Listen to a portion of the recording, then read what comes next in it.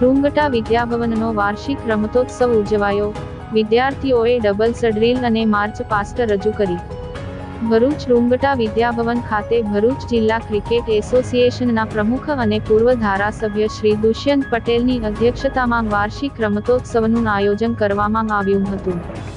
Bharuch station road સ્થિત રૂંગટા વિદ્યાભવન ખાતે યોજાયેલ વાર્ષિક રમતોત્સવનો પ્રારંભ મશાલ પ્રગટાવીને કરવામાં આવ્યો હતો અને વિદ્યાર્થીઓએ ડબલ્સ ડ્રીલ અને માર્ચ પાસ્ટ રજૂ કરી. ત્યારબાદ વિવિધ રમતગમત સ્પર્ધાઓમાં યોજવામાં આવી, જેમાં વિદ્યાર્થીઓએ ઉત્સાહભેર ભાગ લીધો હતો.